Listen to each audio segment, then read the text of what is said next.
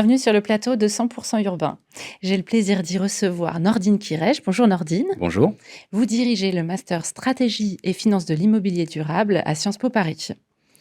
Alors, ce master ne s'est pas toujours appelé ainsi. Au début, il n'avait pas le mot durable. Est-ce que vous pouvez nous expliquer pourquoi? On se doute un peu, mais dans quel contexte vous avez décidé de faire évoluer le programme et puis de quoi il est constitué? Absolument. Donc d'abord, merci de m'accueillir aujourd'hui.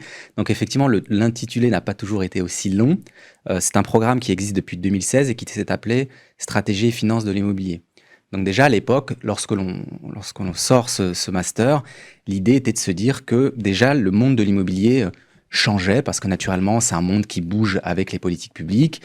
On a des phénomènes comme la métropolisation, comme l'irruption du digital, comme les transformations de l'usage qui déjà nécessitaient d'adapter les pratiques professionnelles. Donc, on avait lancé ce programme-là en mêlant un volet urbain, donc avec un éclairage sur les politiques publiques et les dynamiques territoriales, et on ajoutait à cela un volet financier qui permettait aussi de mesurer l'impact de ces grandes transformations urbaines sur le montage de projets, le montage financier des projets. Donc en soi, déjà, le programme était assez original. Ouais. Et il était original parce qu'on l'a adossé à l'école urbaine de Sciences Po. Donc c'est une des écoles qui composent le monde Sciences Po.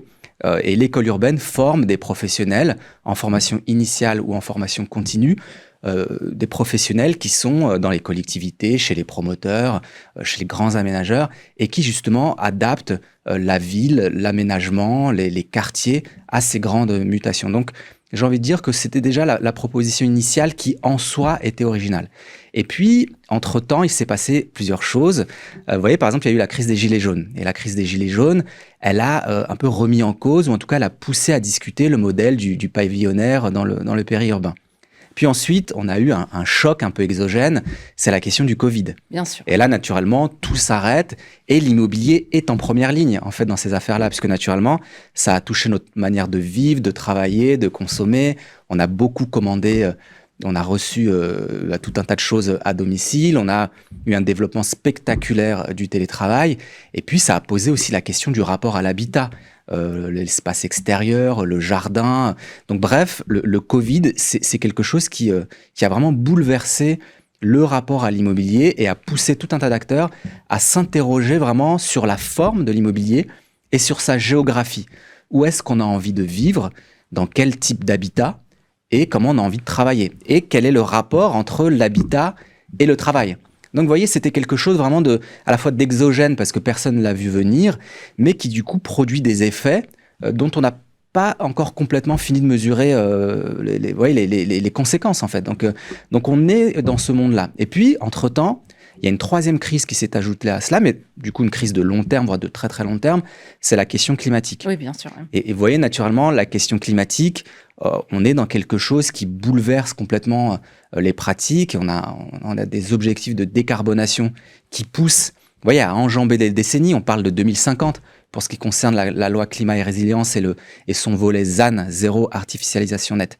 Et là, une fois qu'on a cette crise climatique et des politiques publiques qui poussent à décarboner, on a une nouvelle fois l'immobilier qui est vraiment en première ligne, avec cette fois quelque chose qui n'est pas de l'ordre de la crise. Vous voyez, le Covid, c'était une crise. C'est-à-dire qu'il y a quelque chose, un facteur exogène, Oui. un choc, et on s'adapte.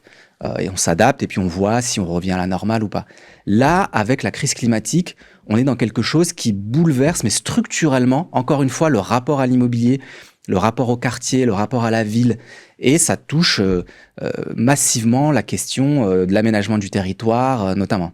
Oui. Donc face à ces grandes transformations, effectivement, durables elles-mêmes, les professionnels du secteur doivent complètement se remettre en question, refondre leurs pratiques, et c'est un peu l'objectif de votre programme. Absolument. Vous voyez, quand je vous disais tout à l'heure qu'on avait rediscuté, par exemple, la question du pavillonnaire. Donc, vous voyez, c'est un des exemples. C'est-à-dire que il y avait quelque chose d'assez, pas simple, mais d'assez naturel dans la manière de faire l'immobilier. C'est-à-dire que depuis 20-30 ans, on avait une dynamique de métropolisation qui faisait que globalement, on avait besoin de beaucoup de logements, notamment dans les métropoles. On construisait beaucoup de bureaux parce qu'on avait beaucoup d'entreprises qui souhaitaient s'installer au cœur de ces métropoles, notamment dans le secteur tertiaire. Et donc, si vous voulez, ça tournait. C'est-à-dire qu'il n'y avait pas d'énormes questions à se poser. Quand la demande est là, l'offre s'adapte et vous voyez, après on trouve des équilibres entre l'offre et la demande, on a des cycles économiques, mais globalement, les choses ne bougent pas énormément. Là, avec ce qu'on est en train de vivre, il y a des vraies questions qui se posent. Le monde du pavillonnaire, par exemple, est-ce qu'on va pouvoir encore construire des pavillons dans le périurbain avec le ZAN très très compliqué? La question de la construction neuve. Vous voyez, on a toujours eu une forme de consensus sur les objectifs de construction neuve. Vous voyez, ce sont les fameux 500 000 logements par an, par exemple. Oui, d'accord. Là, aujourd'hui, on est en train de vivre quelque chose où on a perdu ce consensus-là. Et au sein de l'Assemblée nationale, de la haute administration, certains think tanks, par exemple, poussent l'idée finalement qu'on n'a pas forcément besoin d'autant construire, mais qu'on a plutôt besoin de rénover. Et là, lorsque l'on dit ça, encore une fois, c'est quelque chose qui pousse à la transformation. Vous voyez bien qu'on a un monde de l'immobilier où on a des promoteurs qui sont dimensionnés pour construire massivement. Là, si on dit que demain, on doit plutôt massivement rénover, ça change tout. On redimensionne l'activité, les équipes, on change la géographie de l'intervention. Donc vous voyez bien qu'on ne parle pas d'une petite évolution, on parle d'un bouleversement, d'une transformation qui pousse fondamentalement tous les acteurs à se former pour comprendre naturellement ce qui est en train de se jouer, et puis en plus pour adapter ces pratiques et en remettre en cause un certain nombre.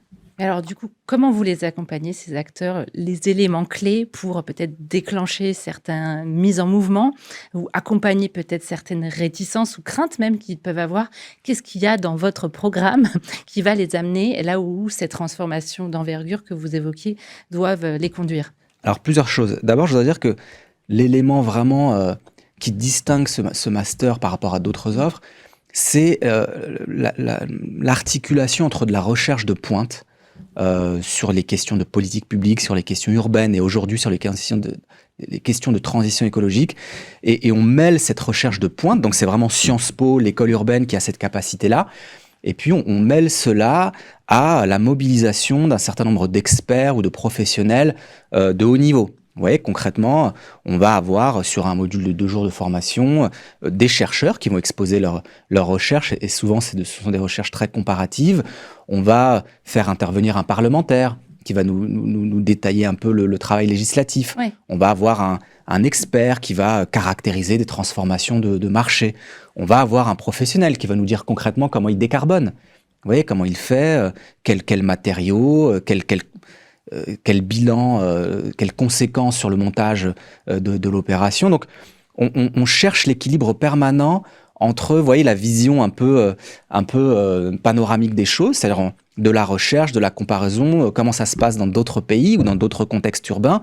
Et puis, on atterrit, entre guillemets, puisque l'immobilier, naturellement, c'est très local, c'est très lié au foncier, ce sont des matériaux. Donc c'est terrain. Absolument, c'est hyper concret. Et du coup, on essaie à chaque fois d'avoir cette articulation-là, cet aller-retour permanent pour trouver l'équilibre. Donc ça, j'ai envie de dire que c'est la première chose, le premier élément qui distingue ce master. Et puis après, il y a la question de cette fameuse transition écologique. Comment on la traite? Et c'est le mot durable qu'on a ajouté il y a peu. En fait, cette dimension-là, elle traverse tout le master. C'est-à-dire que je vous ai dit qu'il y avait un volet urbain et un volet financier. Bien naturellement, dans le volet urbain, on va regarder comment cette affaire de durabilité, cette affaire de transition écologique et énergétique irrigue un peu toutes les politiques publiques. Politique publique nationale, politique publique locale. Et puis, du point de vue financier, c'est de se dire, encore une fois, comment ces régulations-là, ces régulations nationales, locales, cette montée des exigences, puisque naturellement, l'État pousse à la décarbonation, mais vous avez aussi des élus locaux qui poussent à cela. Vous avez des mouvements de citoyens qui vont, par exemple, lutter contre des projets immobiliers ou qui, en tout cas, vont demander un redimensionnement à la baisse, qui vont demander des espaces verts. Mais vous voyez, toutes ces injonctions-là, elles ont un coût. C'est-à-dire qu'il faut il faut les chiffrer économiquement. Je veux dire, à un moment donné, ça apparaît dans un bilan et ça touche la rentabilité d'une opération. Donc, le volet financier, de nouveau, on vient mesurer l'impact de la régulation concrètement sur la manière dont on finance un projet, sur la manière dont des investisseurs vont se positionner par rapport à un projet.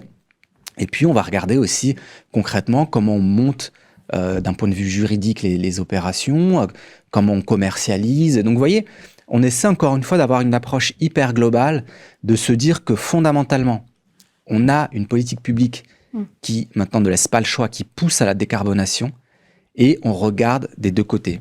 Les politiques publiques et puis les questions financières. Parce que, encore une fois, moi j'insiste sur ce point-là, tout l'intérêt, je pense, d'un point de vue intellectuel et d'un point de vue de la pratique professionnelle du master, c'est de traiter du point de rencontre entre les deux. On n'arrivera à faire la décarbonation que si les deux sphères, la sphère publique et la sphère privée, arrivent à partager un langage commun et arrivent à trouver un terrain d'entente, y compris économiquement. C'est fondamental.